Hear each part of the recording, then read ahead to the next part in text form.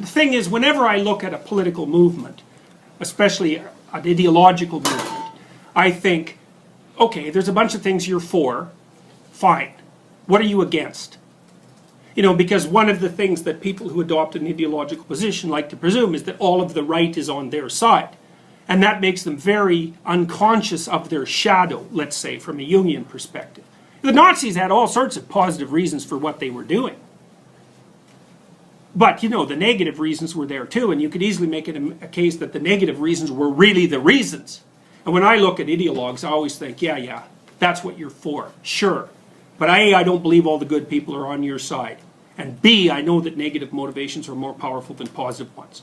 So you say you're for things, but you're against them too. So let's start with that. So I started thinking about this after I'd read George Orwell. I love George Orwell, by the way. How many of you know who George Orwell is? Wow, really? That's impressive. How many don't? Okay, well that's good. That's amazing. How the hell did you learn about George Orwell? Is it 1984 fundamentally, or Animal Farm?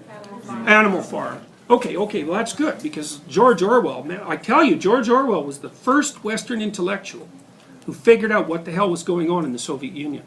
And he did that in the mid-40s, early. You know, it was complicated because we sort of knew what was happening in the 20s and the 30s. You know, there was Lenin, and that wasn't so good. There was the Russian Civil War.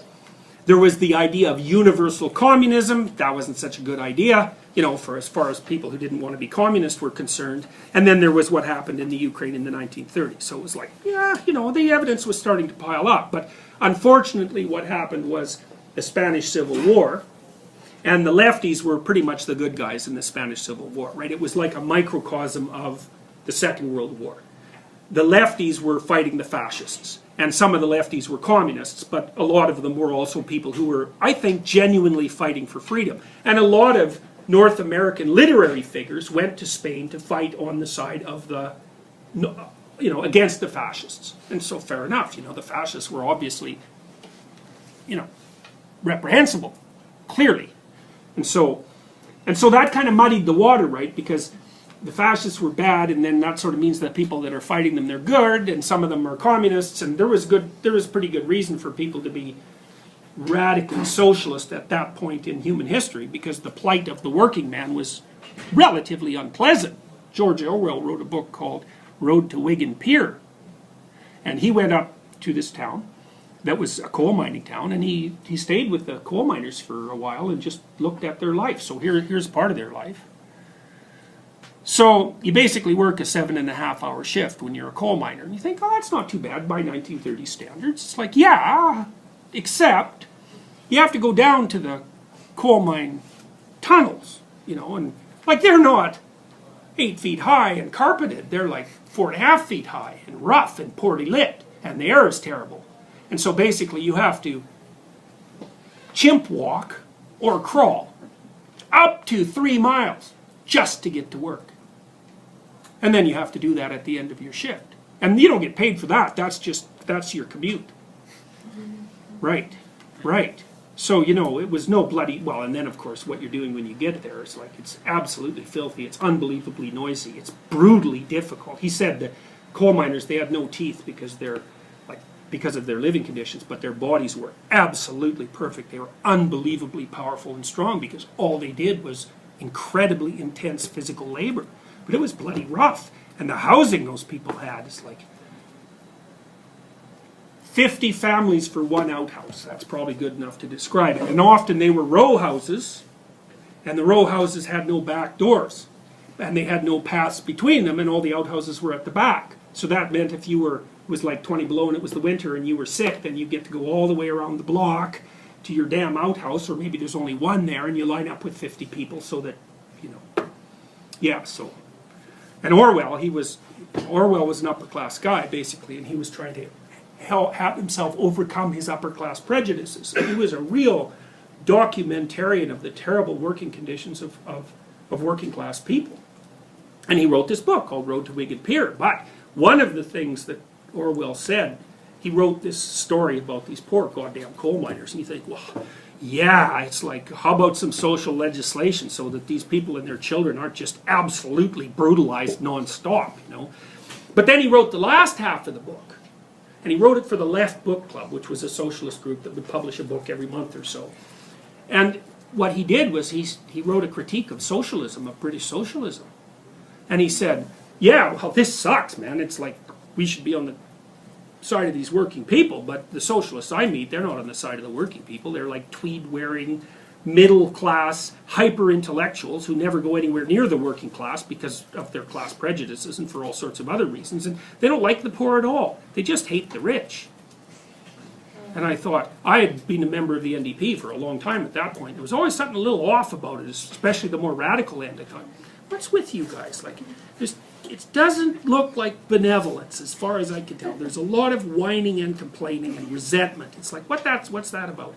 I read Orwell and I thought, aha, right. If you hate the successful, if you hate the rich, rich, by the way, is whoever has more money than you. That's how you define rich. And the best way to mask your resentment is to pretend that you're on the side of the poor. And I read that and I thought, that's exactly right. And then that's part of also what made me psychoanalytically oriented. Because one thing psychoanalysts always do, always, is if you say here's how I'm positively predisposed, the psychoanalyst says, how are you using that to mask something easy and malevolent that you're doing? And that's a very, very useful question. It's not always correct, right? But it's correct a lot more than people generally like to think. You know, it's like the mother or the witch in Hansel and Gretel. You know the story, right? This guy gets married, he's got a couple of kids, his new wife doesn't really like the kids. You have 100 times higher chance, by the way, of being abused by a step-parent than a biological parent, just so you know. So the stepmother doesn't like the kids. She tells the guy, well, why don't you just go put those kids out in the woods? So out they go, out in the woods. So they're lost kids, right? They have nowhere to go. So they're wandering around out there in the forest. And what happens? And they come across a gingerbread house. You think, wow, man, you're a starving kid. Gingerbread house. That's good news, right? Not only is it a house, but it's made out of candy. How could anything possibly be any better? So in they go. Well, and then there's this grandmotherly type in there, and you know, she starts to fatten them up, and she puts, I think it's Hansel in a cage, and she gets Gretel after a while to basically work as their scullery maid, and it becomes quite obvious to the children that she's actually fattening them up so that she can put them in the oven and eat them. And so I think what Hansel does is, I think Gretel gives him this like bone from some animal, and the old witch is half blind, and every time she reaches in to sort of feel his leg, he gives her the bone, and so like she's just not all that interested in eating him. And anyways, the kids end up pushing her in the oven and closing it and getting the hell out of there. So, you know, it's a happy ending as far as fairy tales go. But it's an Oedipal story, right? It's a classic story about an Oedipal family. Be bloody wary of people who do too much for you. Right. It's like if you have a mother, or any other relative for that matter, who's fattening you up on mercy and candy, the probability that her basic goal is to eat you enough so that you never leave, the probability is extraordinarily high. And that's no joke. You know, one of the things that you do learn if you read about the sorts of people who burst out of their mother's basement and go shoot up Dawson College is that often that's exactly the situation they've been in. Right? They're burning with resentment in their uselessness down in the basement for 5 or 6 years. You know, they don't have to leave. They don't have to become independent. Everything's done for them. So they never have to do anything for themselves. It's like, it's not pretty. And so one of the rules for dealing with people, and I know this is actually a rule for dealing with elderly people in homes for retired people, is do not do anything for anyone they can do for themselves. You're stealing from them when you do that. And it's a great rule of thumb for kids. Like, once they can dress themselves, they dress themselves. If they can set the table, even if it takes 20 minutes, it's like they're setting the table. You're not doing them a favor by helping them do anything they can do themselves. And it's kind of harsh, you know, but it beats the hell out of the witch in Hansel and Gretel. So anyways, you know, one of the things we're going to look at as well is the dark side of positive motivations. Women who are ovulating prefer men with thicker jaws. So for example, if you show women pictures of the same men across their menstrual cycle, and all you do is widen the jaw, the narrow-jawed guy is more preferable when there's less probability of conception, and the wider-jawed guy is more desirable when the probability of ovulation is high. And jaw dimensions are associated, at least to some degree, with aggression. Why would that be? Why would that be? Because it's for biting. You know, like think about animals, they bite, you know, and human beings can bite too. So the relationship between jaw dimension and disagreeableness, say, seems to have, it's a somewhat of a hangover from our evolutionary past. Women have a higher proportion of body fat. Women are more resistant to diseases. That's a good deal for women. They live longer. That's a good deal too. There's way more male homicide victims, which seems spectacularly unfair until you notice that there are many more male homicide perpetrators, which then seems to sort of even things out. Men kill non-intimate acquaintances or strangers 80% of the time, where women kill intimate partners or family members 60% of the time. Of course, they're doing it a lot less frequently. So, and you never know how many of those are in something approximating desperation and self-defense, right? Excluding the odd psychopathic woman. In some animals, sexual dimorphism is how much difference there is in the morphology between a male of the species and a female of the species. And there can be a lot, like with elephant seals, for example, the males are like 10 times bigger than the females. And usually in a situation like that, the male has a harem. So there's extreme male reproductive success on the part of a couple of males, and then extreme male failure among the rest of them. So there seems to be some relationship between lack of sexual dimorphism and monogamy among mammals. So the less dimorphic a species is, the more likely they are to pair bond. And human beings are relatively non-dimorphic. So we're a little more dimorphic than the typical monogamous animal, but a little less dimorphic than the typical polygamous animal. And gender differences, these sorts of gender differences, with the male being larger and more aggressive than the female, are not characteristic of all mammals, although they're characteristic of many of them. So the major exception are hyenas. And the hyena females are very testosteronized, and they're very, if that's a word, they're very much, they have very high levels of testosterone, and they're slightly larger than the males, and they are more aggressive. But the price they pay for that is that their reproductive organs mimic the penis, and that's what they have to give birth through. So it isn't exactly clear that that's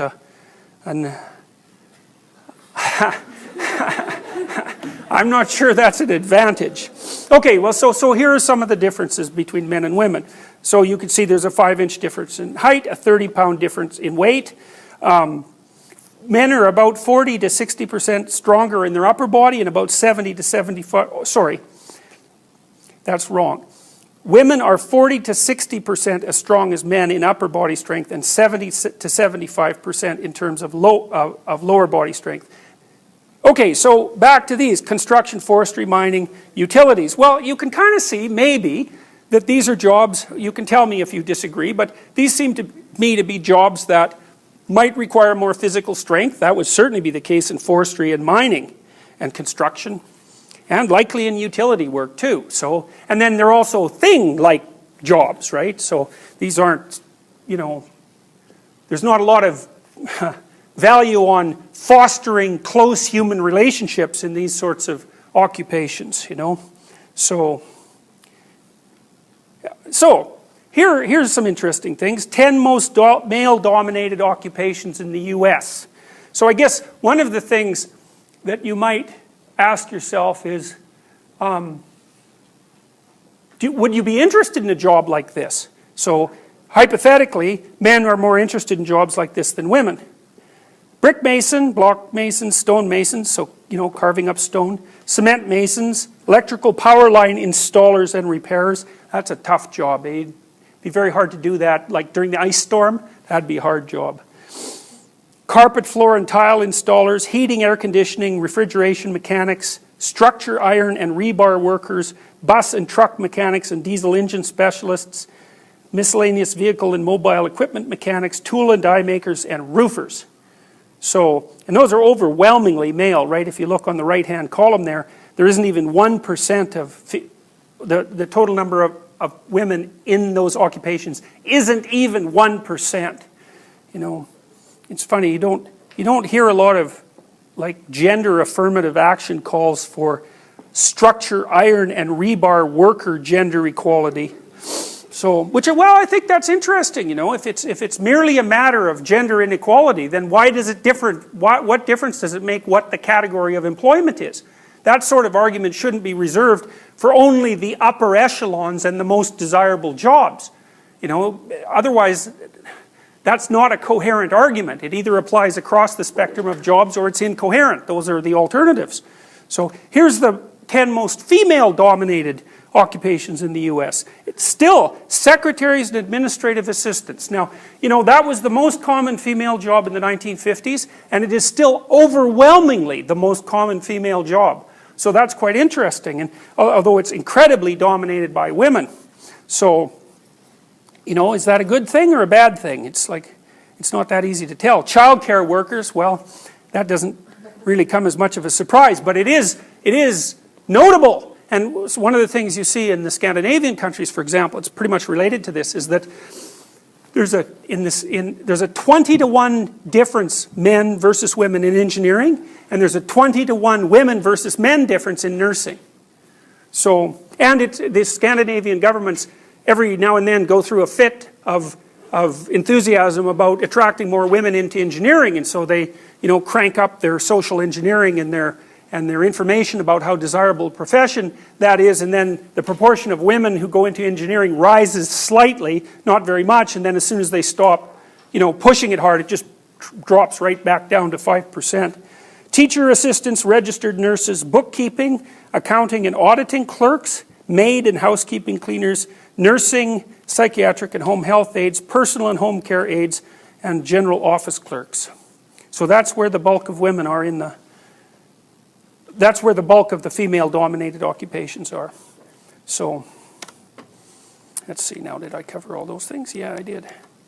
So, I've been trying to figure this out for a long time, like what this agreeableness thing is, and this is sort of what I've concluded. Because I'm always interested in tying this down to the biology, and Jaak Panksepp, who's a very good neuroscientist, has identified a number of fundamental biological emotional systems, some of which we've alluded to already, and some of which we really haven't. So, for example, it was Panksepp who identified the existence of a play system for engaging, for example, in rough and tumble play, and that seems to be something that males prefer more than females prefer.